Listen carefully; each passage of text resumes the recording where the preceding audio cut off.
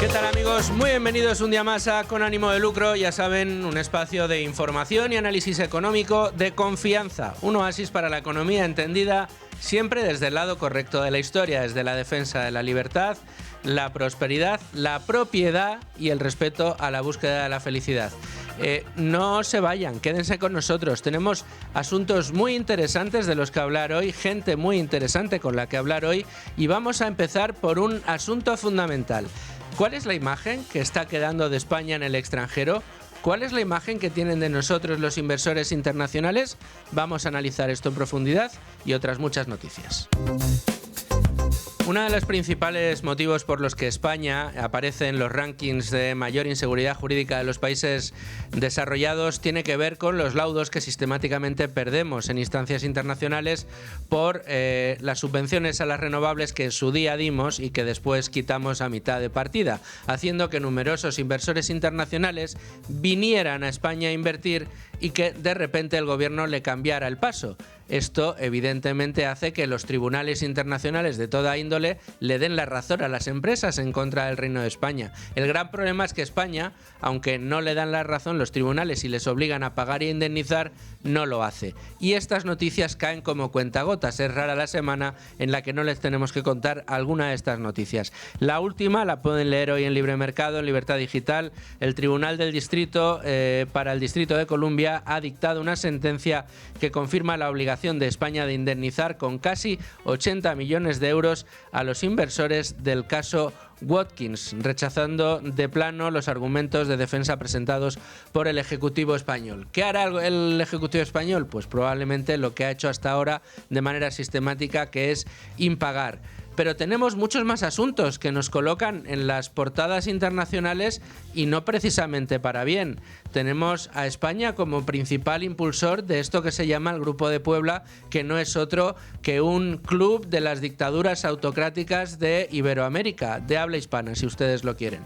Ahí estamos con Maduro, con Lula, estamos con Petro, con Boric y por supuesto con José Luis Rodríguez Zapatero. También estamos en el punto de mira de los Estados Unidos, no solo por las relaciones de Zapatero con la narcodictadura de Venezuela, como hemos publicado en Libertad Digital, sino por supuesto también por las relaciones que nos unen a China y que hacen que Huawei, gran enemigo del gobierno norteamericano, entre otras cosas, porque reporta toda la inversión, todas las informaciones que obtiene al gobierno chino, pues resulta que es uno de nuestros socios estratégicos, es una de las empresas que está dominando no solo los datos de la seguridad social, sino ahora también los secretos judiciales. Esa cercanía a China también nos sitúa en un lugar no precisamente privilegiado. Además, resulta que sufrimos un apagón. Un país desarrollado que pretende ser de los primeros en el mundo sufre un apagón global que afecta a Portugal, que afecta al sur de Francia, y tenemos a la responsable de la red eléctrica, de la red de la operadora que tiene que garantizar el suministro eléctrico, echando balones fuera y no asumiendo ni una sola responsabilidad. Además, tenemos el servicio ferroviario del que podíamos presumir y que resulta que era un ejemplo para cualquier país del mundo, con unos retrasos terribles y tremendos. Y además cosechando portadas internacionales que nos dejan siempre pues en el vagón de cola. Resultado, pues uno de los peores resultados que podemos tener debido a esta imagen internacional cada vez peor que tenemos en España. La última de las ocasiones, a cuenta de la Vuelta Ciclista, en la que tuvimos al presidente del gobierno, sí, a Pedro Sánchez, presidente del gobierno, arengando a las masas contra el equipo israelí que participaba en la Vuelta y boicoteando la última etapa de la Vuelta Ciclista en Madrid, quizá para que Madrid se pareciera a lo que era Cataluña en 2017, solo quizá. Pues también nos coloca con una imagen internacional cada vez peor. ¿Qué pasa? Pues que la inversión extranjera neta que llegó a España en 2024 cayó un 5% hasta los 22.757 millones. La cifra contrasta con el crecimiento de la inversión extranjera bruta, que en el mismo 2024 llegó a 36.813 millones de euros, un 19% más que los 30.960 millones de 2023. Los datos de inversión bruta extranjera en España en los inicios inicios de este año indican una bajada del 45,3% respecto a los mismos del trimestre de 2024. Esto lo que refleja, evidentemente, es un fortísimo deterioro de la imagen española en el extranjero. De esto vamos a debatir en el día de hoy, lo vamos a hacer enseguida con Ignacio Moncada, pero antes vamos a repasar rápidamente los 3 principales titulares de la portada de Libre Mercado. Y me acompaña ya Rubén Folguera. ¿Qué tal, Rubén? ¿Cómo estás? Buenas tardes, ¿qué tal? Muy bien. Tenemos portada de Libre Mercado con titulares interesantes y alguno de ellos muy divertido, hay que decirlo. Sí, bueno, en primer lugar hay que ver la pieza de Carlos Cuesta, que ahonda en la realidad de este gobierno, y es que pese a decirse el gobierno más progresista de nuestra historia y que está pues muy concienciado con la situación de las familias españolas, en realidad lo que hace es aumentar los impuestos a todos los españoles en un momento en el que, como sabemos, dada la acumulación de la inflación y otro tipo de cuestiones que nos afectan, naturalmente la renta per cápita y el poder adquisitivo están muy... Estancamiento de salarios reales, inflación creciente y además inflación en productos básicos que nos afectan a todos: luz, agua, comida. Bueno, pues Sánchez se forra con los impuestos a la luz y los alimentos en las vacaciones, es la información que firma Carlos Cuesta. Pero vamos a la graciosa. Graciosa por el título, no por lo que nos cuesta. No, porque... Ojo, Mónica García se gasta 220.000 euros en una campaña titulada Hoy follas seguro. Sí, este gobierno tan progre, porque es lo que es, lo que hizo fue en la campaña del orgullo de este pasado junio gastarse 220.000 euros en una campaña publicitaria en la cual, por un lado, se trataba de disuadir a la gente de practicar sexo sin protección.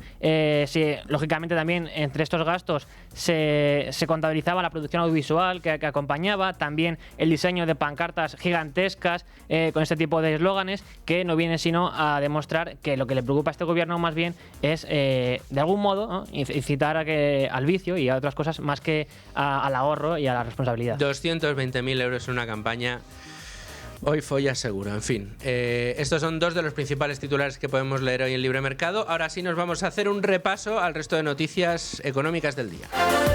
Pero antes, como siempre, déjenme que les recomiende a aquellos que quieran invertir en inmuebles, por favor, tecleen www.cibislen con v y terminado en d.com. ¿Por qué les digo esto? Bueno, pues porque van a encontrar una fórmula para invertir en el negocio inmobiliario desde 250 euros, con rentabilidades de doble dígito, con garantía hipotecaria detrás y en plazos de entre 10 y 15 meses. Además, sabiendo perfectamente la promoción inmobiliaria en la que van ustedes a invertir. Entren en www.cibislen.com y van a encontrar toda la información.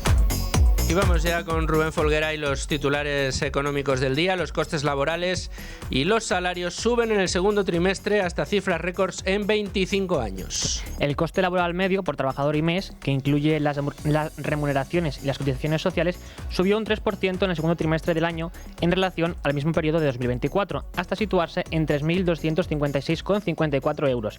Primera vez que supera los 3.200 euros en un segundo trimestre desde el año 2000, cuando se inició la serie, ha informado de todo ello hoy el INE. Con este incremento interanual del coste laboral, 8 décimas inferior al del trimestre anterior, se acumulan 18 trimestres consecutivos de alzas.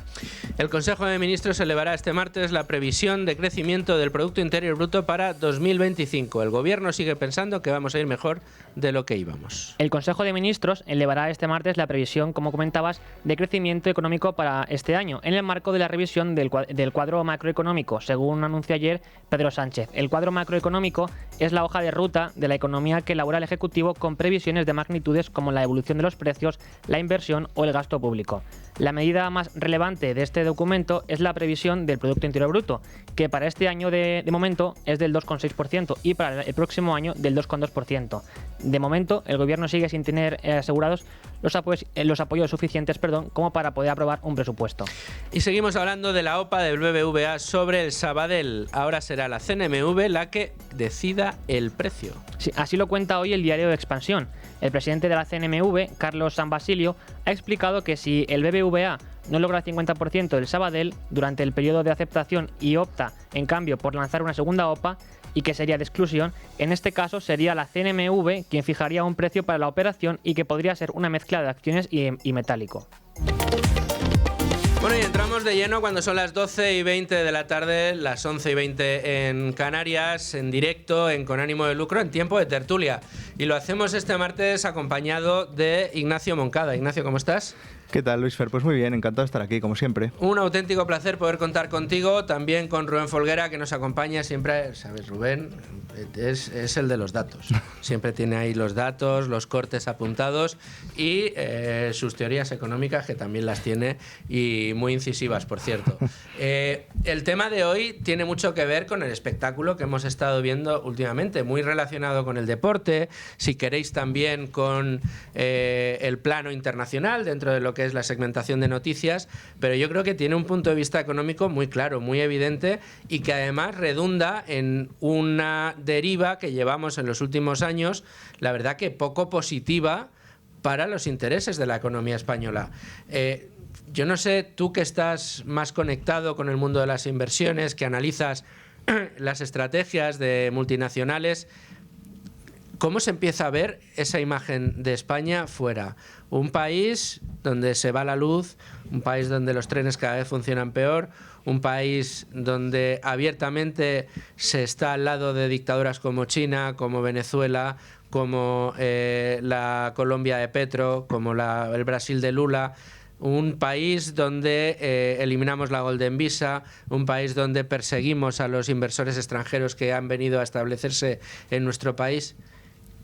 No parece que tengamos un cartel extraordinario fuera de nuestras fronteras. No, y no lo teníamos desde hace tiempo, porque realmente a los inversores lo que más daño les hace, lo que más les preocupa a la hora de decidir si invertir o no en España, es la falta de seguridad jurídica que existe en España, la capacidad tan alegre que tenemos para cambiar las reglas a mitad del partido, y esto se pudo ver, por ejemplo, con los cambios retroactivos en el mundo de las renovables, y cómo ahora pues se echa el balón para adelante, se da patadón para adelante y en vez de tratar de resolver el problema para dar seguridad a los inversores, pues se prefiere pues dejarle el marrón al que venga y bueno, pues asumir que el inversor está ahí para cuando se equivoca e invierte en España, sablearle. Sí. Y poco más.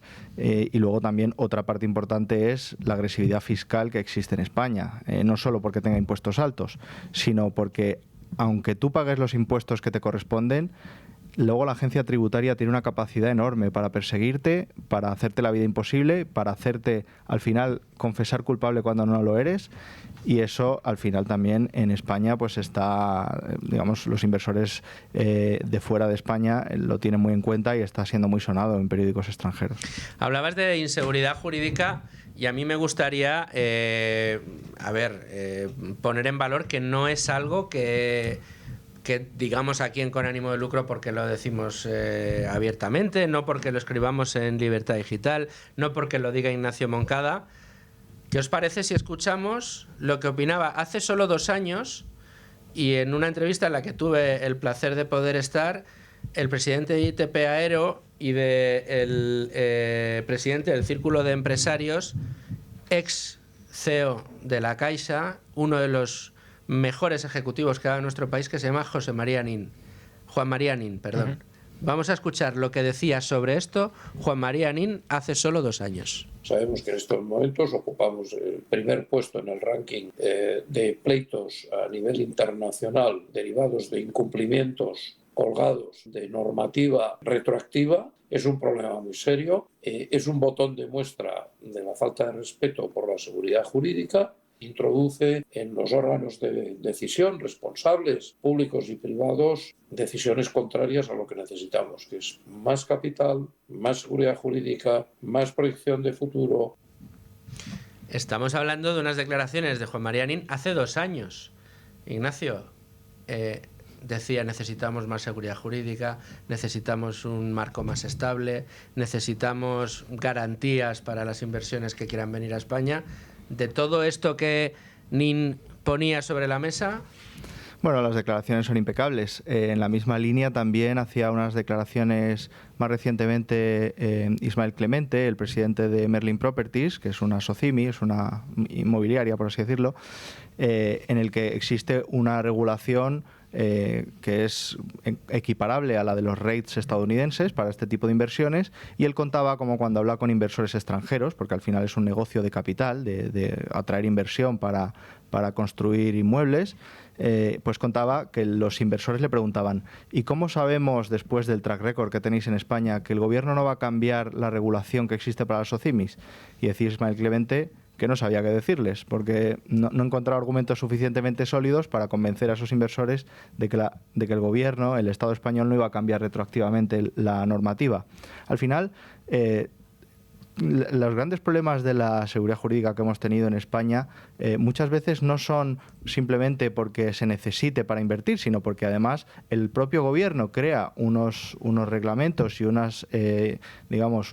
marco de inversión que garantiza y luego da marcha atrás, con lo cual si no lo hubiera creado en un principio tampoco habría atrapado a inversores, pero al final les tiende la trampa, los inversores se quedan atrapados y al final pues la imagen es lamentable, la imagen de España en el exterior. Fijaos que más recientemente, hablabas tú de Ismael Clemente, pero es que fue hace unas semanas prácticamente, cuando el propio BBVA, en plena OPA hostil contra el Banco Sabadell, después de más de un año y medio de trámites y de trabas por parte de los reguladores y del propio gobierno, emitía una información relevante a la Comisión Nacional de Mercado de Valores en la que decía que tenían un problema, y es que las condiciones que había puesto el gobierno hablaban de 3 años sin poder establecer sinergias. Y añadía el BBVA: pero ¿quién nos dice a nosotros que pasados 3 años el gobierno que esté, sea cual sea, dentro de 3 años, no decida prolongar ese periodo otros 2 años más o incluso prolongarlo de manera indefinida? Claro, el nivel de riesgo político que se asume cuando estás fiando una operación a poder hacer esas sinergias es total. Sí. Absoluto, y además establecido a mitad de camino. Y eso que el BBVA está siendo muy elegante con esas declaraciones, porque la primera pregunta sería: ¿y quién es el presidente del gobierno para decirnos si debemos hacer una fusión o no debemos hacer una fusión, o que una fusión en el año 1, 2 y 3 no se puede hacer y en el año 4 sí? Es simplemente porque lo decidió un buen día, tiene sus pagos políticos que hacer a determinados partidos nacionalistas. Esquerra Republicana, a Junts y a su propio partido en Cataluña, el PSC. Y se inventa estas normas que son absolutamente arbitrarias, cuando la realidad es que aquí quien debería decidir son los accionistas del Sabadell, si quieren vender sus acciones o no quieren vender sus acciones, si el precio les vale o no les vale, y ellos deberían de ser los soberanos, es su propiedad, las acciones son su propiedad. Aquí no debería ser decisión ni de Pedro Sánchez ni del directivo del Sabadell tampoco, porque él no es el accionista, los accionistas son los que tienen las acciones, y estos son los que tienen que ser libres de decidir si quieren vender a ese precio o si no aceptan vender a ese precio, y ya está. Pero todas estas complicaciones y todo este vodevil que se está montando en torno a la OPA, que no era nada de extrañar porque ya se veía venir, pero al final es otro palo más en la rueda de la economía española y una imagen lamentable que damos al exterior de la dificultad que existe para hacer negocios en este país. Avanzamos en la imagen española en el extranjero. Ya no solo hablamos de inseguridad jurídica, vamos a hablar de socios. ¿En qué lugar estamos colocados en el mundo? Claro, si somos los amigos de China, somos de los pocos países desarrollados que deciden no solo contratar con Huawei, sino convertir a Huawei en un socio corporativo estratégico para contratar con la administración, sabiendo que Huawei es un apestado en el mundo desarrollado, precisamente porque es propiedad de un gobierno que está dispuesto a utilizar los datos que obtiene de Huawei contra otras naciones. Claro, eso nos deja en una posición un poco singular. Si al mismo tiempo vemos que no estamos ni con Israel ni con Estados Unidos, sino que estamos con Petro, con Boric, con Lula, con Maduro, que sabemos, porque así lo hemos publicado en Libertad Digital, que el gobierno norteamericano tiene ya en el punto de mira, en este caso, a Rodríguez Zapatero, a quien podría prohibirle la entrada en el país por sus relaciones con la narcodictadura venezolana, y detrás de Zapatero viene Pedro Sánchez. Y Pedro Sánchez, nos guste o no nos guste, es hoy el que representa los intereses de España. Bueno, pues que lo has descrito muy bien. Dime con quién andas, ¿no? Es decir, aquí si preguntas al presidente del gobierno o cualquier miembro del gobierno sobre pues, el presidente Donald Trump o sobre pues, presidentes de algunos de los países más importantes de Occidente, pues normalmente no habla bien de ellos. Y sin embargo, pues no tiene ningún problema con Maduro, no tiene ningún problema con... bueno, incluso jamás le llegó a aplaudir a Pedro Sánchez por haberle hecho, digamos, hacer unas declaraciones en favor de su causa. Entonces, esto internacionalmente pues se ve primero que se ha desalineado de los intereses de las democracias occidentales y se está alineando con los enemigos de Occidente. Hablabas de China, con todo el tema palestino, al final no es más que ponerse del lado de uno de los bandos que está gobernado por una banda terrorista, que es Hamás. Por otro lado, pues en Latinoamérica, pues todos los gobiernos socialistas de América Latina, pues los apoya e incluso trabaja con ellos y yo creo que sabremos información no dentro de mucho de trapicheos que hacen con todos esos gobiernos y con el Grupo de Puebla, como dices, capitaneados por Zapatero, que al final es el gran ideólogo, es el contacto de China, uno de los principales contactos que tiene China o topos que tiene metidos en Occidente y que además tiene mucha importancia en América Latina con todos estos países socialistas. Vamos a seguir avanzando porque acuérdate que en aquella comparecencia de Ecuador de legislatura que hizo a principios en el mes de julio ya, el presidente del gobierno sacaba pecho de lo que decían las portadas internacionales sobre España y sobre su figura en concreto. Vámonos a junio. The Telegraph, quizá uno de los más sangrantes contra el gobierno. The Telegraph aseguraba que España era el ejemplo de lo que puede salir mal cuando un gobierno estridentemente izquierdista utiliza el puño del Estado para imponer su voluntad. Estábamos hablando todavía del apagón en este caso. The Times, los españoles se merecen algo mejor, decía este tabloide británico, y hablaban de Sánchez como el galgo de Paiporta o Don Teflón.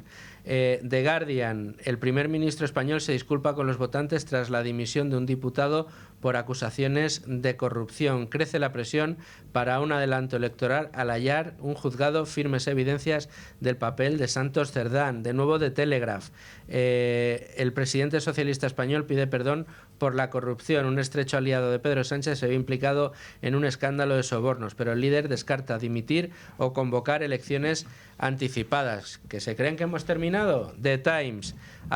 Pedro Sánchez aceptó sobornos, resumía The Times, que hace unos días publicó un artículo demoledor contra el presidente, el galgo de Paiporta. Hablamos de junio de 2025. En Der Spiegel, exactamente igual. Santos Cerdán es la mayor amenaza para la supervivencia de la frágil coalición de izquierdas. Y así The Economist y otros muchos. Con el apagón también hubo The Telegraph hablando de que el apagón español se debió a un fallido experimento del gobierno y lo comparaba con los experimentos que se hacían en la época soviética con la energía nuclear. Bueno, es muy gracioso cuando vemos en la prensa internacional que a veces pues el presidente del gobierno de otro país dimite por una causa que realmente si la comparamos con cualquiera de las cosas que ha hecho este gobierno, pues nos da la risa, nos parece gente muy inocente, que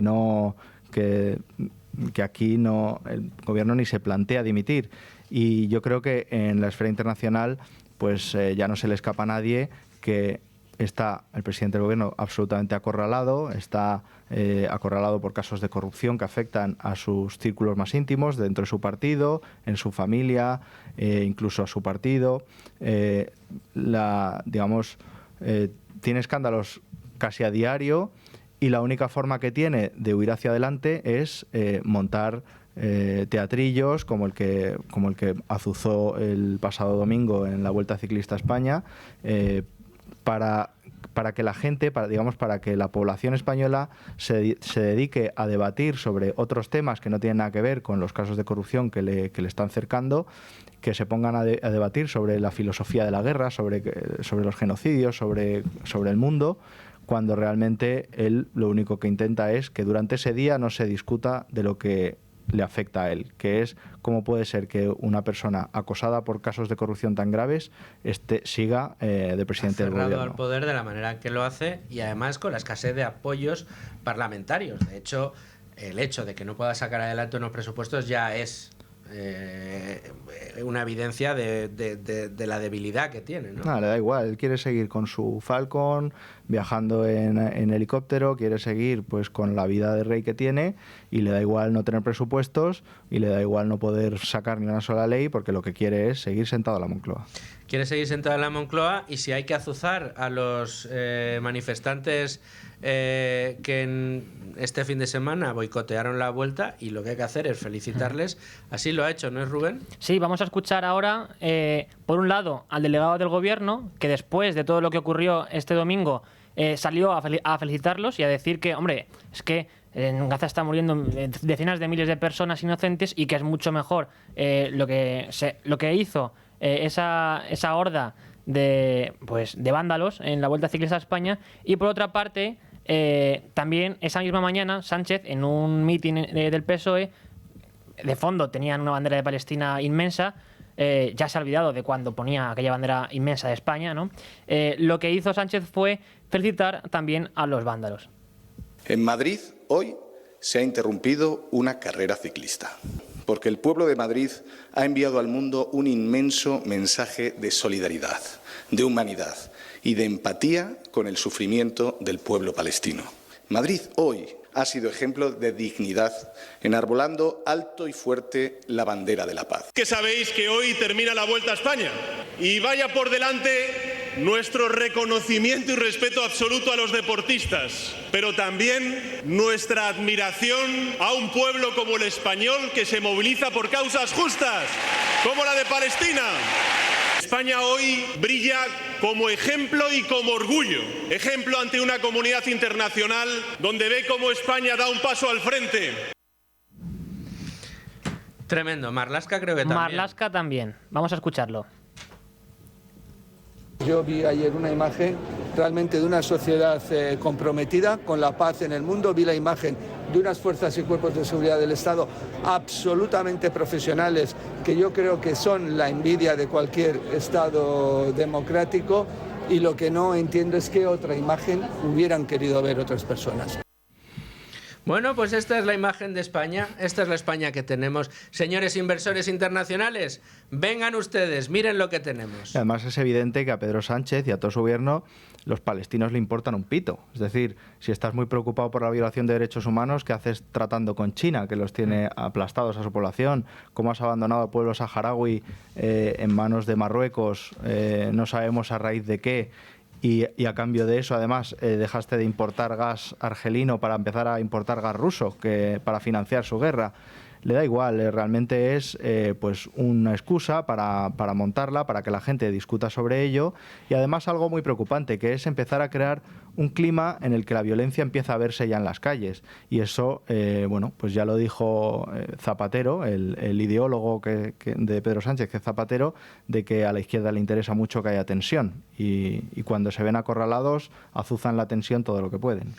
Claro, pero el problema que tenemos es que al final, si a esto le sumamos, por poner un ejemplo, casos como el que está destapando el despacho Amsterdam & Partners en España, casos que trascienden los intereses de las familias extranjeras que vinieron pues atraídos por la ley Beckham, por nuestro clima, jubilados británicos, jubilados franceses, alemanes, que vinieron a España a pasar sus días de asueto y de descanso después de una larga vida de trabajo, y se han dado cuenta de que ahora la agencia tributaria les persigue como si fueran auténticos delincuentes.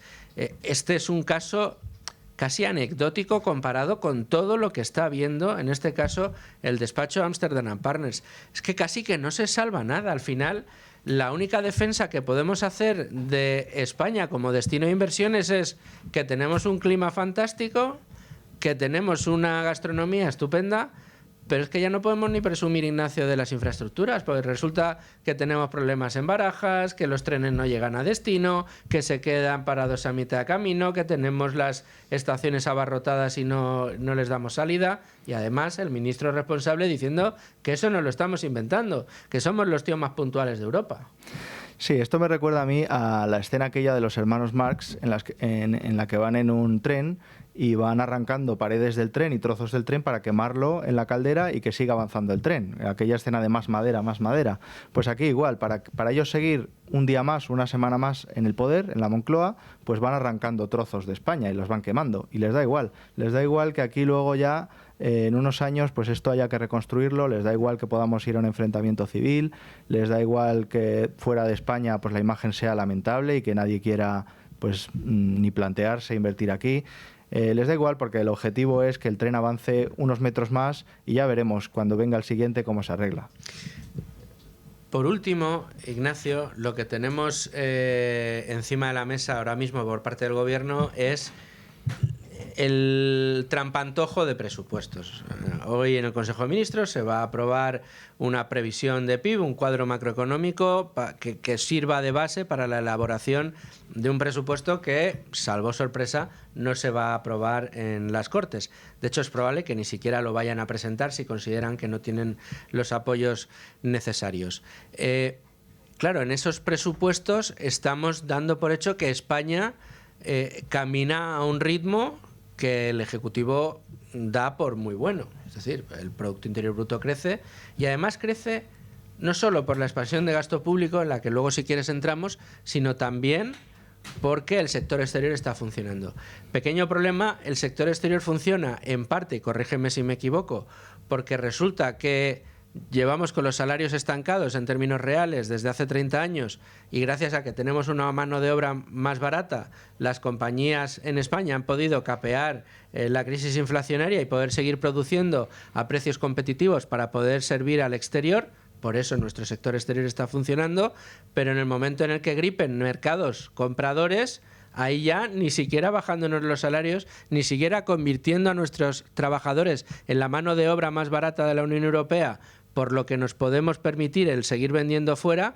Si el de fuera ya no nos quiere comprar porque también entra en crisis, como le está sucediendo a Alemania, como le está sucediendo a Francia, como está sucediendo en Reino Unido, a lo mejor la cosa no está tan bien. A lo mejor la cosa no está para hacer un cuadro macroeconómico en el que el PIB sigue subiendo, en el que estamos siguiendo, pues con esa locomotora, esa moto, ese cohete del que nos habla Sánchez.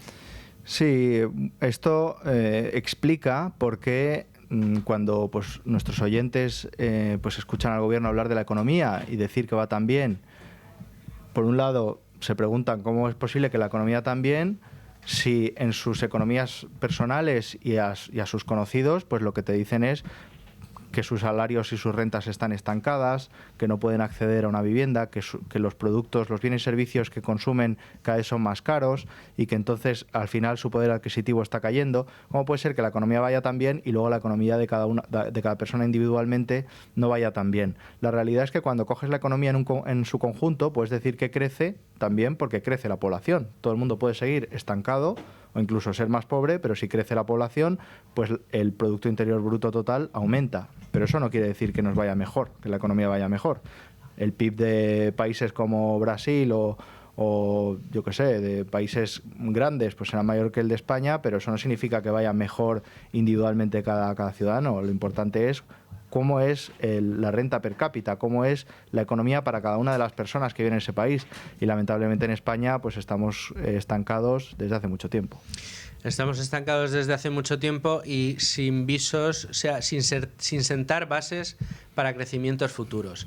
A mí aquí siempre me gusta poner el ejemplo, Ignacio, de lo que sucedió con Irlanda, ¿no? Irlanda, después de la gran crisis financiera, vio cómo los famosos hombres de negro entraron en el país y quisieron poner las bases para generar crecimientos futuros. Y sentaron unas bases muy buenas, porque lo que han convertido a Irlanda es en la punta de lanza de crecimiento en el entorno europeo. Ahora mismo es el país que más creció y de una manera extraordinaria, sobre todo el PIB per cápita, ya no el Producto Interior Bruto en sí mismo, sino el PIB per cápita, la riqueza de sus ciudadanos lo hizo durante el COVID incluso. Allá cuando parecía que era algo, bueno, pues eso, una maldición bíblica que nos obligaba a perder poder adquisitivo y a entrar en una crisis brutal a todos los países que sufrimos el COVID, Irlanda no sufrió esa crisis, sino que siguió creciendo y lo hizo a un ritmo extraordinario. Y luego llega la gente, Ignacio dice, Luis Fer, pero no hagas trampas. Irlanda creció porque allá se fue Google. Irlanda creció porque allá se fueron las grandes multinacionales. Por eso el PIB y el PIB per cápita es tan alto en Irlanda. Y a mí me gusta responder, ¿y por qué no hemos hecho que Google o que otras grandes empresas vengan a España? Claro, que fue una casualidad que se fuera Google a Irlanda. No, claro. Bueno, ¿dónde vamos? Donde hace frío, llueve todo el día y comen fish and chips. Claro, Irlanda era un país pobre y los ingleses se reían siempre de los irlandeses porque era un país pobre, pero decidieron hacer unas reformas que diera seguridad jurídica a ese país, que tuviera impuestos bajos, que fuera un país amable para ir allí a invertir, a emprender, a trabajar y a labrarse la vida por sí mismo. Y es lo que estamos viendo con Irlanda. Irlanda se ha disparado en renta per cápita, está entre los países de renta per cápita más altas de Europa, y está a la altura pues, de países como Noruega o Luxemburgo, y eso es el fenómeno de Irlanda. No es que las empresas hayan ido ahí por casualidad, no es que Google se haya vuelto loco, haya cogido un país al azar y se haya ido ahí y por eso es más rico, sino que precisamente por crear esa regulación más favorable al emprendimiento y a los negocios, y al ser un país más amable con la economía y con los inversores y respetando la propiedad privada, pues atrae toda esa inversión extranjera y hace que sus ciudadanos tengan más capital disponible para tener cada vez una vida mejor. En fin, veremos si somos capaces de convertir a España en un país en el que se sienten bases para ese crecimiento y no se vuelen, ¿no? Como decías, ¿no? Ese tren de los hermanos Marx en el que se va deshaciendo el tren para poder seguir un poquito más hacia adelante, un día más en la Moncloa, esa más madera que lo que está haciendo es eliminando cualquier atisbo de posibilidad de crecimiento a futuro. Estamos quemando la hierba, estamos dejando el terreno yermo y, como decimos, ya solo nos falta hablar del clima. Oye, tenemos muy buen clima, buena gastronomía, vengan ustedes a sufrir inseguridad jurídica, a sufrir grandes impuestos y a no poder desarrollar una actividad con unos mínimos de garantías a futuro. Ignacio Moncada, muchísimas gracias por estar con nosotros. Viene ahora una entrevista, si te quieres quedar a verla, estás más que invitado, que tenía yo muchas ganas de hacer porque vamos a contar con una persona muy especial a quien les voy a presentar enseguida, después de estos consejos publicitarios. 12:48 de la tarde, 11:48 en Canarias, riguroso directo en Con Ánimo de Lucro y con un invitado al que yo tenía muchas ganas de saludar. Ya lo hemos hecho por teléfono en alguna ocasión, pero hoy sí en el estudio y aquí con nosotros. Hablo del... Vamos a decirlo bien. Vicesecretario de Hacienda, Vivienda, Infraestructuras, Autónomos, Pymes e Innovación del Partido Popular. Juan Bravo, ¿cómo estás? Hola, ¿qué tal? Muy buenas tardes y encantado igualmente de poder compartir, porque creo que aquí es donde se habla de las cosas que le importan a la gente, ¿no? Bueno, aquí es lo que intentamos hacer. Siempre decimos, cada día, este es un espacio de información y análisis económico. Tratamos de que sea de confianza y hablando desde el lado correcto de la historia. No por eso, no por otra cosa, esto se llama con ánimo de lucro, porque siempre el ánimo de lucro es lo que ha permitido avanzar a la sociedad. Estábamos, Juan, hablando en este programa, en el día de hoy, de la imagen que estábamos proyectando España al exterior. Hemos vivido unos episodios recientemente con la Vuelta Ciclista este fin de semana que ha sido terrible, ¿no? Esas imágenes que han dado la vuelta al mundo y que no nos han presentado precisamente como un país fiable, pero es una imagen la que hemos ofrecido en la que ya no es únicamente la protesta, es a un delegado de gobierno aplaudiendo la propuesta y a un presidente del gobierno arengando a los que protestan. Y esto lo unimos ya a una serie de acontecimientos recientes que han sido portadas y portadas de prensa con los asuntos de corrupción. Tenemos semana sí, semana también laudos internacionales que nos ponen en la picota por incumplimiento precisamente de las decisiones de las resoluciones judiciales. No terminamos pagando a aquellas empresas a las que tendríamos que resarcir, porque así lo dicen las instancias internacionales. Esto nos coloca a la cabeza en inseguridad jurídica y eso lo estamos viendo un día sí y un día también. Y luego temas de Hacienda que te tocan también muy de cerca, con un despacho internacional como es Amsterdam Partners destapando problemas en España que van más allá de lo que iniciaron el proceso, que fueron aquellos extranjeros afectados por la ley Beckham que estaban siendo perseguidos por Hacienda. Da la sensación de que la imagen internacional que damos, vicesecretario, no es la imagen que nos gustaría dar para atraer eso que tanta falta nos hace, que es inversión.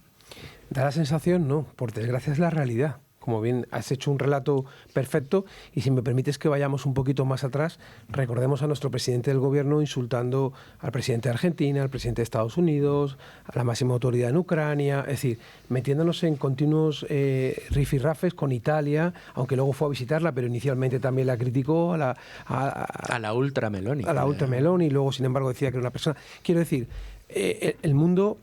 cuando tú te expones como país para intentar ser captador de inversiones, captador de actividad, captador de generación de empleo, lo que te hace es un análisis en algunas maneras rápido, y en ese análisis rápido, lo has dicho, inseguridad jurídica, un presidente que no solamente no intenta apaciguar los ánimos, sino que es el mayor incitador o provocador de esos ánimos.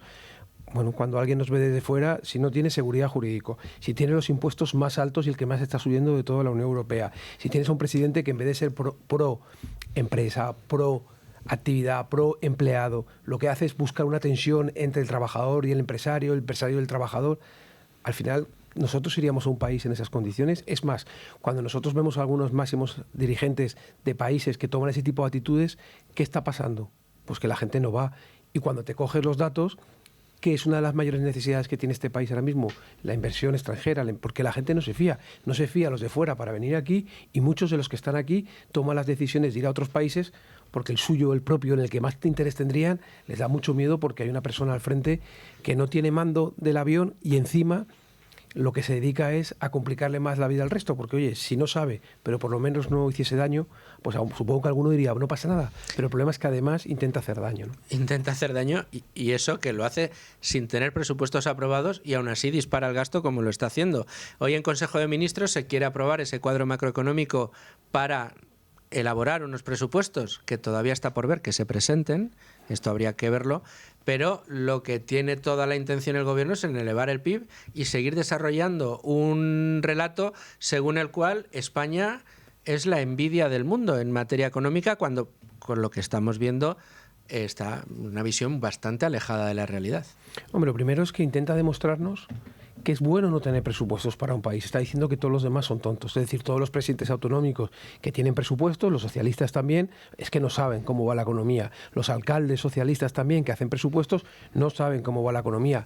El resto de presidentes de la Unión Europea no saben de economía, puesto que qué tontería hacer presupuestos. Es más, todos aquellos que han decidido salir de los gobiernos por no haber conseguido aprobar presupuestos, qué torpes son. Oye, no, mira, el coche que va en contradicción es el tuyo, señor Sánchez. No tener presupuestos es un enorme perjuicio para este país. Es un enorme perjuicio porque limita inversiones, por ejemplo. Es verdad que hasta ahora ha conseguido taparlo de alguna manera sin atender las inversiones estratégicas con los Next Generation, pero que los Next Generation... Con los fondos que además, en el Partido Popular sí que habéis estado encima todo el día. Encima constantemente, además destacando la manera en la que se han desperdiciado, han llegado sobre todo a empresas públicas, buena parte se ha quedado sin ejecutar y otra buena parte no sabemos ni siquiera dónde está. ¿Dónde está? No lo saben ni ellos, que es gravísimo, que con 163.000 millones no sepan bien dónde está. Pero esos fondos también se acaban en el verano que viene. Entonces, vamos de camino a un año en el que no habrá capacidad para invertir, ya ni siquiera lo poco que pueda tapar los Next, a pesar de que sabemos que ha sido un fracaso y que las inversiones se han producido. Estás obligando a que las comunidades autónomas que sí que cumplen tengan que hacer unos presupuestos sin ninguna viabilidad de conocimiento de la información. Estás analizando los presupuestos cuando tendríamos que estar diciendo cuándo los van a presentar. Ha dicho que si no los aprueba tampoco pasa nada. Fue la misma persona que en el año 2019, por no tener presupuestos, convocó elecciones. O sea, que aquí el que cambia es él todo el día. El que dice lo mismo y lo contrario todo el día es él. El que hace anuncios que detrás están vacíos es él. Pero a quien perjudica es a todos nosotros, ¿no? Querría volver a la inversión extranjera. Si nos fijamos en los datos recientes, nos damos cuenta de que la inversión extranjera ha caído. Solo en este primer trimestre un 45,3%. Pero ya no es que caiga la inversión extranjera, es que la desinversión, lo que se marcha, está creciendo. Y está creciendo a un ritmo muy acelerado. ¿Qué tendría que pasar para frenar esta tendencia ¿cuál tendrían que ser las 2-3 primeras medidas? Bueno, yo creo que antes hacíais un análisis, por ejemplo, para no caer en el desánimo. Es decir, todo esto que está destrozando Sánchez tiene arreglo, por supuesto. Y habéis contado un ejemplo claro que es Irlanda, como un país que coge la proyección de futuro y ve todos los problemas que tiene e intenta reorientar su país y pone a sus ciudadanos en el centro y lo consigue. Entonces, hemos hablado aquí de cosas que todo el mundo comparte. Seguridad jurídica, saber cuáles son las reglas del juego y que no me las cambies. En segundo lugar, la fiscalidad. Es necesario hacer algo atractivo. No podemos poner aquí impuestos que no existen en Portugal, en Francia o en Italia. Algo básico, el impuesto al plástico. Solamente había 2 países en el mundo que lo tenían, otros ya lo teníamos establecido. Es decir, todo lo que son poner impuestos, los primeros. Eso va en contra de la inversión. Han gravado aún más cualquier tipo de inversión en el ámbito del capital, dentro del impuesto de la renta, por ejemplo, tan básico, siempre con el discurso de los ricos o no ricos. No, aquí lo que buscamos es generas o no generas actividad, generas o no generas empleo. Ese es el elemento. Y al que favorezca esa actividad, al que invierta, hay que darle puente de plata para que consiga su proyecto, porque su proyecto es el nuestro, si lo conseguimos. En tercer lugar, tenemos que poner en valor, desde el pequeño hasta el grande, todo aquel que arriesga su dinero, porque esos son los que cambian. Hay 2 perfiles de ciudadanos españoles, ¿no? Los que somos trabajadores y tenemos una cierta comodidad, pero luego hay gente brutal que se juega el tipo cada día buscando innovar, buscando producto que no, abriendo mercados donde nosotros ni se nos ocurriría. El otro día hablaba con un empresario en Irak, por ejemplo, que a lo mejor a nosotros nos parecería muy lejano, allí van a buscar. A esa gente este gobierno les insulta. Nosotros, del Partido Popular, es gracias. ¿Qué necesitáis? Estar al lado, simplemente escuchando. Y por último, Draghi y Letta lo dijeron hace un año y Europa está haciendo cosas, pero creo que tenemos que ser mucho más agresivos, y es con la reducción y la simplificación de trabas administrativas y burocráticas. El camino tiene que ser fácil. Un ejemplo, el otro día estuve en Extremadura y me contaba un bodeguero, me explicaba que desde que empezaba a fabricar vino hasta que lo ponía en la vitrina, en la tienda, 21 autorizaciones. Claro. Cuando tú te cuentan eso, a lo mejor para vender un vino de 6 euros, dices, ¿qué hemos construido, no? Cuando vemos que en la vivienda, que es uno de los retos, todo el papeleo que necesitamos, cuando vemos que en el ámbito energético, todo lo que lleva, es decir, no. Seguridad jurídica, bajada de impuestos, reconocimiento y agradecimiento y acompañamiento, y simplificación y reducción de trabas. Si hacemos eso, significa poner al ciudadano en el centro, a los trabajadores les irá mejor, ganarán más, tendrán mejores condiciones laborales, al empresario le irá bien y en consecuencia a nosotros nos irá bien, porque tenemos una serie de retos dentro de lo que es la parte del estado de bienestar, sanidad, educación, pensiones, que ojo, ahora mismo este gobierno no ha sido capaz de cuadrar un solo presupuesto, a pesar de tener libertad para gastar, libertad de deuda, 163.000 millones, y nos sigue metiendo déficits superiores a 50.000 millones de euros. Bueno, y presume de reducir la deuda porque cualitativamente con el PIB le conviene, cuando desde que gobierno nos ha metido más de $500 millón de euros de deuda pública. Lo has explicado perfectamente. Eso no es reducir deuda, reduce el ratio PIB sobre deuda. Pero la deuda con este gobierno no ha parado de crecer ningún año menos de 50.000. Y en algunos casos, medio millón en 7 años. Desde que gobierna. Es brutal. Pensemos que los gastos de tipos de interés nos van a ir a los 40.000 millones de euros. Para que la gente, eso es prácticamente la mitad del gasto total de España en sanidad. Para que la gente valore lo que está haciendo con el futuro de los jóvenes. Bueno, pues esa es la realidad que vimos y otra mucha. Quiero preguntarte, Juan, por la OPA hostil de BBVA sobre Sabadell, concretamente sobre unas declaraciones, una información relevante que emitió el BBVA justo después de decir que seguiría adelante con ello. Pero los relojes mandan, estamos en directo, nos vamos a ir un momentito a escuchar las noticias de los servicios informativos de Radio y volvemos con esta entrevista con el vicesecretario de Hacienda, Política de Vivienda, Infraestructuras, Autónomos, Pymes e Innovación. Continuamos cuando es la 1:05, las 12:05 en Canarias, en Radio Libre Mercado. Estamos Con Ánimo de Lucro y lo hacemos con Juan Bravo, vicesecretario de Hacienda, Vivienda, Infraestructuras, Autónomos, Pymes e Innovación del Partido Popular. Aquí con nosotros hemos tenido ocasión, mientras escuchábamos el boleto informativo, de escuchar al ministro de Economía, al señor Carlos Cuerpo, diciéndonos, Juan, que esto va estupendo, que tenemos todos los días buenas noticias económicas que nos ayudan a fortalecer nuestras previsiones de crecimiento. ¿Se referirá a la marcha de la economía alemana, a la marcha de la economía francesa? ¿Se referirá a la caída de la inversión? ¿Se referirá a que la inflación continúa al alza? ¿Cuál es la noticia positiva que tenemos? Bueno, pues por ejemplo podría mirar cuál es la deuda que está generando, el déficit, cómo tiene las pensiones, en qué se basa parte del crecimiento, que es el turismo, cosa que ellos atacan, si tiene o no efecto el hecho de que tengamos 2,4 millones de personas más viviendo en España, y entonces lo haríamos al revés. ¿Y por qué no lo bajamos al ciudadano? Vamos a ver cómo está el ciudadano, que es lo que nos importa, ¿no? No cómo están los datos macro que él puede manejar. ¿Cómo está el ciudadano? ¿Los jóvenes pueden acceder a una vivienda o no? No. ¿El poder adquisitivo de las rentas medias está mejor o peor que antes? Peor. ¿Cómo están los datos de recaudación que hemos conocido esta semana? Oye, resulta que en lo que llevamos de año hemos pagado a los españoles 25.000 millones más, que sumamos a los 140.000 que ya habíamos pagado en el 24 con respecto al 19. Es decir, cada español está haciendo un esfuerzo de más de 3.500 euros. Una familia de 4, 14.000. Somos los peores en desempleo de toda Europa. Es que me sorprende este ventajismo de una décima, que son 1.600 millones, 1.500 millones. De verdad, ministro, eso es todo. Cuando tienes un problema con los aranceles con Estados Unidos, que no habéis sido capaces de negociar ni de poner ninguna ayuda, que las medidas que propusiste, que eran más deuda, no están funcionando. Hombre, yo creo que, no sé, con todo el respeto, pero la gente lo está pasando mal. La inflación llevamos más de un 20% acumulado, pero la de la cesta de la compra está en el 40%, y para las rentas medias la cesta de la compra es muy superior su peso con relación a las rentas más altas, con lo cual quiere decir que la inflación de esas rentas medias no es el 20%, es bastante más, y los sueldos no suben eso, le suben los impuestos, le sube la inflación y los sueldos proporcionalmente no cubren en ningún caso. La gente está sufriendo, lo está pasando mal. Yo es que no entiendo este señor en qué mundo vive, y luego ya sumémosle una España que no funciona.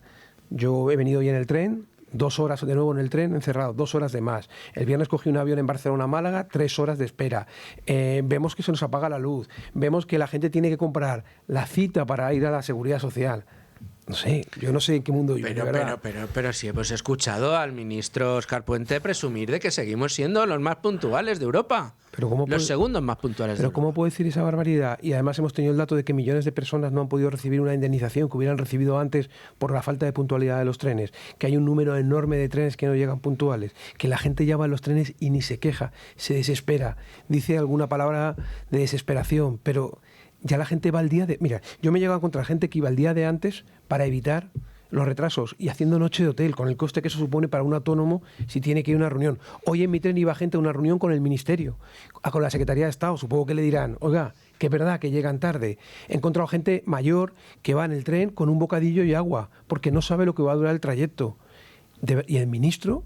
¿Le habéis oído pedir una sola vez disculpas? ¿Estamos trabajando? No, al revés, intenta defender que va bien. Yo es que no entiendo nada. No, no solo eso, sino que cuando encargó trenes que no cabían por los túneles, tampoco dijo nada. Se nos ha olvidado, pero fue antes de ayer. Y ahora una empresa que se intenta, desde empresarios españoles, intenta sacar adelante cómo está algo, él se dedica a criticarla y a decir que va a comprar otro. Es que es el mundo al revés. Bueno, y a boicotearle las posibilidades de compra cuando han tenido. Por eso digo, entonces, alguien cuando ve esto dice, pero ¿este gobierno en qué está? Quizá lo que decís anteriormente, ¿no? El tren de los hermanos más madera, quemémoslo todo y que detrás quede un solar. Y eso es lo que a la gente le preocupa. Por eso la gente está preocupada. Porque ve que están echando más madera, más deuda, más Next Generation sin ser bien utilizados. Incrementar todo, anunciar medidas que todo... O sea, si cogemos la vivienda, han anunciado viviendas que no han construido.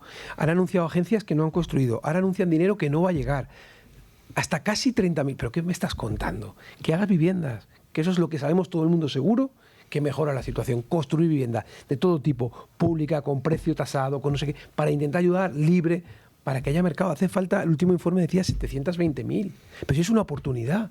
Y este gobierno no es capaz de dar respuesta a nada. No, y en un mercado en el que vemos que el precio de la vivienda va al alza y que los promotores no se quieren meter, por algo será. Si cada vez son más caros, pues veríamos codazos entre los promotores para poder ponerse a construir. Pero ¿qué pasa? Que hay problemas de suelo, lo que decíamos, la cantidad de licencias, la cantidad de impuestos, las recalificaciones famosas. Es decir, hay problemas que la intervención, en este caso, que ha estado ejerciendo este gobierno sobre el mercado de la vivienda, es lo que ha estado constriñendo la oferta y disparando la demanda, con lo cual precios al alza, que es lo que estamos viendo. Y tenemos gente que tarda más en comprarse un piso, o vemos como aquellas familias en las que cabeza de familia menor de 35 años, antes era un 66% lo que tenía vivienda en propiedad, hoy está por debajo del 32%. O sea, eso hay que tenerlo en cuenta, ¿eh? Y que la gente, la aspiración... Es un problema futuro igual. Futuro. Y es un complemento de las pensiones. No nos olvidemos que las pensiones en España son complementadas porque la gente, por regla general, tiene una vivienda.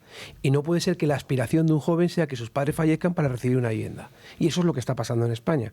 Hombre, yo creo que todo ese triunfalismo del ministro a mí me sorprende, sobre todo de alguien que todo el mundo presupone que por su formación sabe perfectamente lo que hay. No digo que critica al gobierno sabiendo que está mal, pero por lo menos que no nos quiera vender algo que sabemos todos que es ficticio.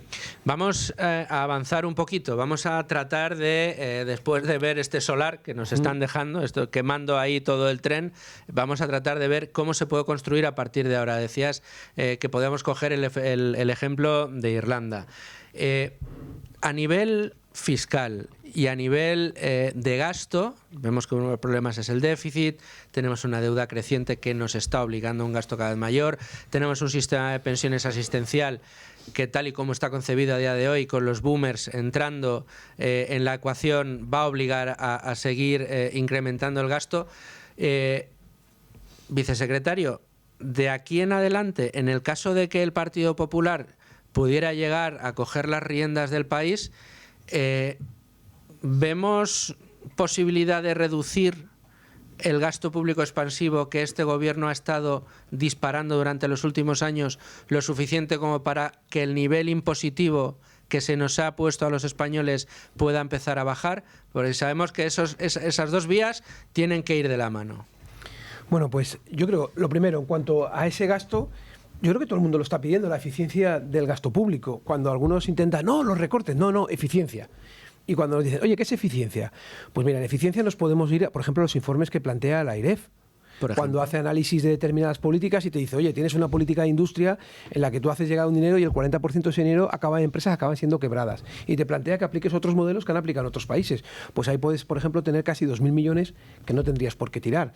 Cuando la AIREF te dice, por ejemplo, oye, no tiene sentido duplicidades o triplicidades de determinadas competencias, centrémoslo e intentemos. O cuando en el ámbito sanitario te dice que establecer una central de compras podría generar un ahorro importante en el entorno de 1.500 millones. Digo algunas partidas. Podemos hacer algo que todo el mundo entiende, no tener 22 ministerios. Por ejemplo. Tener 13, 14, como ha habido cuando ha gobernado, pues, por ejemplo, el presidente Aznar o el presidente Rajoy. La gente dirá, ¿eso es chocolate del oro? Pues son 1.000 millones y sobre todo es un mensaje claro para todo el mundo. Hay informes de Instituto de Estudios Económicos que habla de la posibilidad de reducir, si eliminamos todas esas duplicidades, todo ese gasto, todas esas de más de 60.000 millones de euros. Y alguno dirá, ¿pero esto? Pues mire, si a ti, por ejemplo, cuando alguien tenía que pedir la ayuda de la DANA, sabiendo que era autónomo y que estuviese en uno de los pueblos afectados, pues que no hubiera tenido que pedir la ayuda. ¿Por qué? Porque la agencia tributaria tiene los datos de que es autónomo, el pueblo en el que vive y cuál es su cuenta bancaria. Imaginemos que se le hubiera hecho la entrega directo. Pues todo eso son ahorros de costes para las personas, para las familias y para la administración. Si nos ponemos así de verdad a poner en el centro al ciudadano para no pedir todo aquello que tenemos, hoy ahorramos mucho. Entonces, eso por un lado. Entonces, hay capacidad, por supuesto. Y yo, humildemente, para el que no nos crea, Andalucía, que yo era consejero de Hacienda. Eso fue la clave del presidente Juanma Moreno. Por un lado, el control del gasto, porque veníamos de María Jesús Montero, con lo cual es lo mismo que está haciendo ahora, no controlar, gastar, tener todos los privilegios del mundo, hoteles carísimos, tal. Bueno, si volvamos a ser normal. Son 2.000 millones, chiqui. Chiqui, pues sí, o billón y medio de euros. Billón o billón y medio, o sea, ¿vale? Pues volver a una realidad y que la parte política vivamos como el ciudadano de a pie, ni más ni menos, como el ciudadano de a pie, no como les gusta vivir a ellos, que lo estamos viendo, y estamos viendo que para ir a un concierto pues no puede ir como una persona normal, o que cuando se mueven por la calle tienen que ir escoltados de una manera.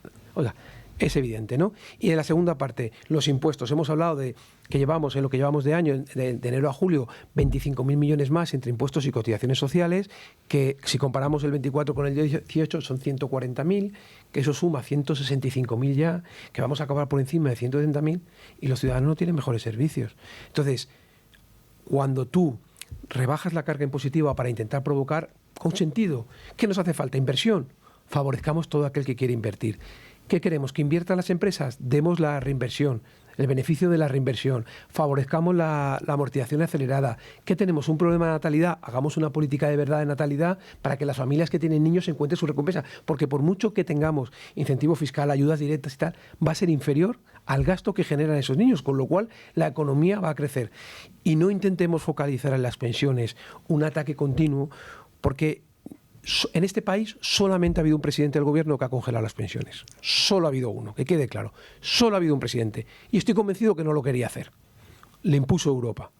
Pero fue Zapatero, fue el Partido Socialista. El resto, todos han subido las pensiones. Entonces, las pensiones es un estado nuestro del bienestar. Pero se nos está produciendo una ruptura generacional entre los más mayores y los más jóvenes. Y eso tenemos que equilibrarlo. Y hay que dar respuesta a esos jóvenes. Y cuando tú vas a una universidad, a una charla, y ves que los jóvenes preguntas quién cree que va a tener una pensión el día de mañana y nadie, absolutamente nadie, levanta la mano, tenemos que darnos cuenta que está pasando algo. Cuando esos jóvenes no pueden llegar a la vivienda, entonces empecemos a construir. Y tú me dirás, Juan, ¿y de dónde podríais recaudar sin pedir más impuestos, incluso bajando? Bueno, pues incentivando, por ejemplo, la vivienda, ¿no? Hace falta viviendas. Pues cada 100.000 viviendas aproximadamente son unos 6.000 millones de euros de ingresos de los impuestos, pudiendo bajarlo. Por ejemplo, tenemos un problema en España, la gente gana de renta media unos 28.000. Nuestra apuesta es que la gente gane 50.000. Tenemos que aspirar a eso. Pero es que si la gente llega a esos 50.000, tendríamos superávit de largo, no estaríamos hablando de pensiones ni de nada. Para hacer eso, tenemos que trabajar en sectores que sean productivos, tenemos que incorporar la inteligencia artificial, tenemos que ver cómo buscamos sectores como la tecnología, como por ejemplo todo lo relativo a la industria. Vamos a intentar trabajar, pero tú ahora quieres montar una industria, vas a un sitio, no te llega la instalación de la energía, no te llega el agua, tardas 2 años y medio en permisos. Pero si es lo que necesito, ¿cómo voy a poner freno a lo que necesito? ¿Cómo voy a poner freno a la vivienda? ¿Cómo voy a poner freno a la industria? Si sabemos que el I+D+I es importante, que la innovación es importante, y nos están diciendo que hay problemas con Hacienda, que hay problemas administrativos, que mucho dinero está en las universidades y no acaba de casar la universidad con la empresa con la universidad. Trabajemos eso. No busquemos un discurso, un debate como la semana pasada para gloria de una persona. Nosotros le propusimos, oye, trabajemos productividad, trabajemos un nuevo estatuto de los trabajadores, que es de cuando no existía Internet. Hablemos de horas extras en las cuales son voluntarias y se les paga mucho más a los trabajadores, que la gente necesita ganar más dinero, que hay casi 1 millón de personas que tienen pluriactividad porque con el sueldo que tienen no les llegan. No sé, modernizar y reformar. Hace falta sectores con mano de obra de mayor valor añadido, que hace falta, pues lo que decimos, llegada, oiga, que no hace falta que en España todo lo que se hace es necesario crear para poder llegar a subir esos sueldos, para poder llegar a subir esa productividad. No es necesario que todo salga de la materia prima española, que la tenemos y es muy buena, y el empresariado español es buenísimo. Yo creo que todos estaremos de acuerdo con eso, por mucho que a algunos no les gusta lo que haga Amancio Ortega o Juan Roch, pero tenemos de los mejores empresarios del mundo. Es que desde fuera también pueden venir grandes multinacionales e instalarse en España. Por supuesto. ¿Por qué no convertimos España en el hub que toda empresa multinacional internacional quiera tener dentro de Europa? Que, como sabemos, va a ser un mercado pujante, que sabemos que las bolsas europeas precisamente están ahora en un momento bueno porque Estados Unidos está demasiado caro. Aprovechemos esa oportunidad, pero no da la sensación de que haya voluntad política ahora mismo en el Ejecutivo. No hay voluntad ni plan. Ni plan. O sea, lo has dicho, es que hay un montón de sectores, solo servicios financieros. Hay mejor plaza en Europa para poder trabajar. Tenemos una conectividad brutal. No podemos ser el vínculo con Latinoamérica. ¿Qué campo se nos abre en Latinoamérica? ¿Qué pasa con África? Pero hay que tener un plan para llegar a eso. Y ahora mismo la prioridad no está siendo, ni mucho menos, buscar esos sectores. Si nosotros llegamos a que la gente gane esos 50.000 euros, y se puede hacer, ¿por qué países, si contabais, que lo han conseguido poniendo todo el mundo el esfuerzo y rebajando la carga impositiva, resultará que recaudaremos mucho más pudiendo bajar los impuestos, pero porque las bases imponibles son mucho más grandes, no porque los pocos que están tienen que hacer todo el esfuerzo en sus espaldas, ¿no? No tenemos tiempo para más, señor Bravo, pero yo le pregunto, el día que, si así lo quiere el destino, sea usted nombrado ministro de Hacienda, ¿cuál sería la primera de las medidas que tomaría? Yo me cuesta fijar una. Te digo 6 puntos y muy esquemático. La fiscalidad, la bajada de impuestos. En segundo lugar, la reducción de trabas administrativas y burocráticas. En tercer lugar, el gasto político superfluo, reducirlo. En cuarto, un muy buen uso de los fondos europeos. Trabajar la productividad y la competitividad. Y por último, como elemento más importante de todo, el empleo, un empleo de calidad. No tener 3,2 millones de personas desempleadas y 1 millón de puestos de trabajo que no se cubren. Es absurdo tener 3,2 millones de personas que no tienen la oportunidad de trabajar y que las empresas te reclaman 1 millón de puestos de trabajo y no eres capaz de casarlo. Eso debe ser el objetivo para el que trabajemos. Y lo vamos a hacer el día 1. Y aquí estaremos para verlo. Don Juan Bravo. Muchísimas gracias. Muchísimas gracias de verdad por querer estar aquí Con Ánimo de Lucro. Primera vez en el estudio y espero que no la última. Y no va a ser la última. Un abrazo muy fuerte. Un abrazo muy fuerte y muchísimas gracias por vuestro trabajo. Con Ánimo de Lucro. Recta final del programa Con Ánimo de Lucro en el día de hoy, movidito, con gente muy interesante, Ignacio Moncada, Juan Bravo, y la guinda del pastel, en este caso lo tenemos con Cibislen, y nos acompaña su director de desarrollo de negocio y director de marketing y uno de los directores más importantes de Cibislen, Agustín Barahierrey. ¿Qué tal? ¿Cómo estás? ¿Qué tal? Pues encantado de estar aquí, como siempre. Un gusto tenerte. Vamos a recordarle a la gente qué es Cibislen. Vamos a contestar a la primera pregunta. Pues mira, sí, lo más interesante es entender el modelo de negocio y qué es la empresa. La empresa lleva funcionando ya más de 8 años y es un modelo de negocio de inversión inmobiliaria, pues quizás un poco fuera de uso, pero que ahora mismo, pues digámoslo claramente y juvenilmente, lo está petando. El modelo es un modelo en el que inviertes en inmobiliario en modo crowdfunding y crowdlending inmobiliario, que es un modelo en el que no tienes palabras que significan. Eso es, no tienes que estar comprando una vivienda para reformarla, alquilarla, vender, etcétera.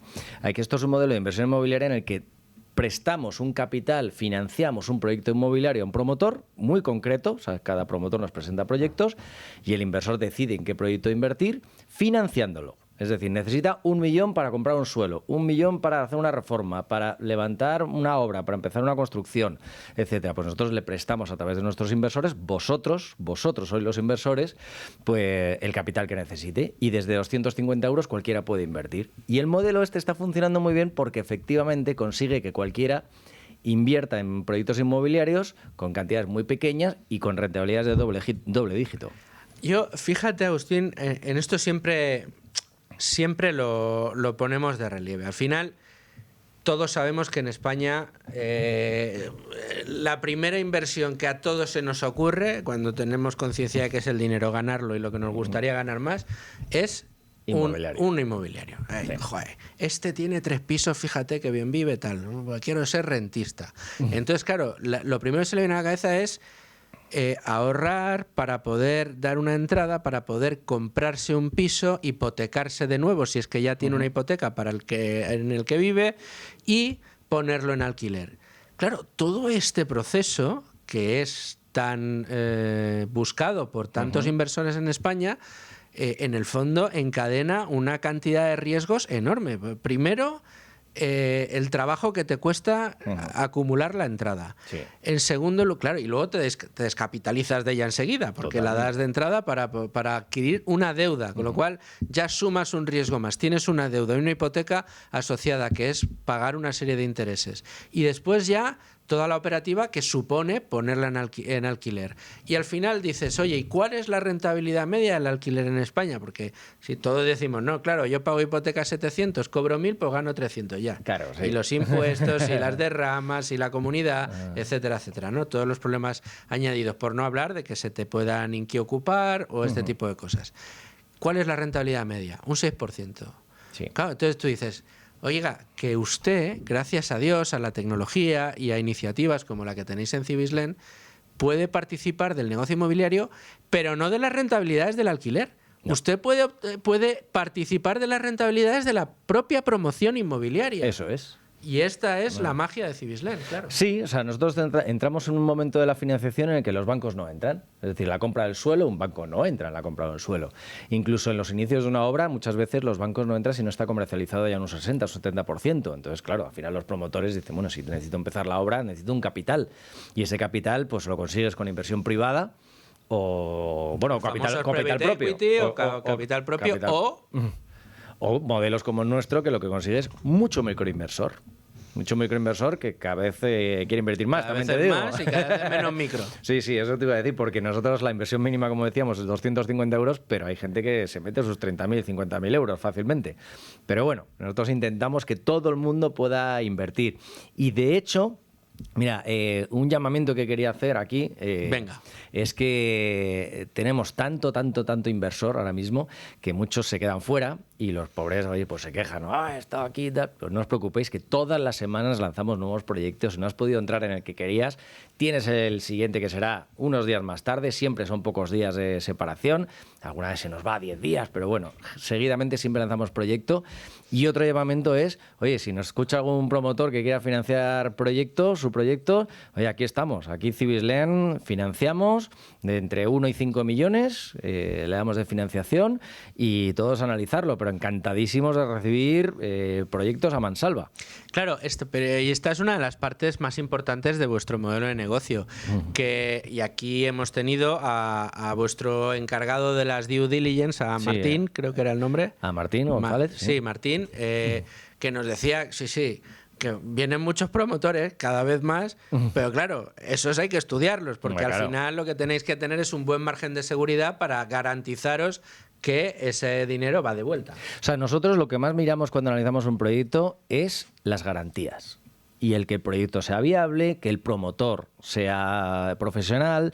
O sea, lo que necesitamos es siempre que el inversor esté lo más protegido posible. Además, estamos regulados por la CNMV, luego ya la propia CNMV se encarga de que el inversor esté protegido, pero nuestra exigencia interna es esa, que los proyectos sean buenos y con una salida fácil y sobre todo que no se vayan muy en el tiempo. O sea, nuestro tiempo medio de financiación es de 14 meses y medio. O sea, y a mí me gusta el anual, el interés anualizado. Bueno, es que esa es la bomba. Estamos ahora mismo en una media de 11,5, es decir, entre un 10 y un 13% anual. Y los plazos en los que esta suerte de renta fija inmobiliaria no nos vamos a 30 años que tardas de pagar una hipoteca, que son 10 meses, 15, ¿no? Bueno, te digo, media sí, 14 y medio, 15 meses. Ahora, por ejemplo, acabamos de lanzar 2 proyectos seguidos de 12 meses. Los dos, 12%, 12 meses. Pues imagínate, 12%, 12 meses, ¿quién te lo está dando? Una garantía hipotecaria detrás. Sí, por supuesto, garantía hipotecaria siempre. O sea, esa es nuestra marca de la casa. Todo va con garantía detrás y con un loan to value del 50%. Eso quiere decir que el capital que le prestamos al promotor está en torno al 50% de lo que vale, de lo que se le ha tasado ya el activo. Es decir, si le prestamos 2 millones, el activo vale 4, de media, hablamos de medias, ¿vale?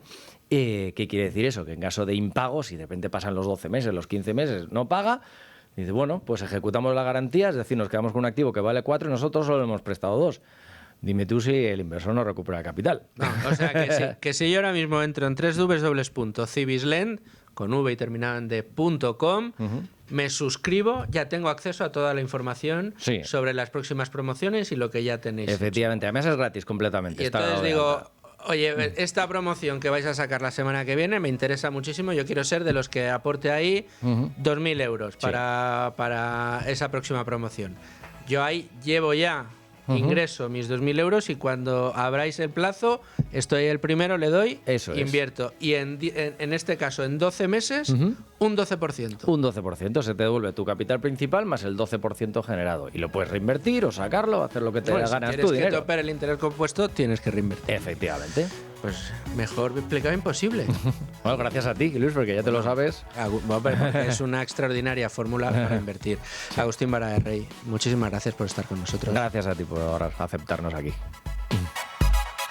Y a ustedes, señores oyentes, gracias por estar ahí un día más. Yo les espero aquí mañana a las 12. No nos dejen. Hasta mañana. Con ánimo de lucro. Con Luis Fernando Quintero.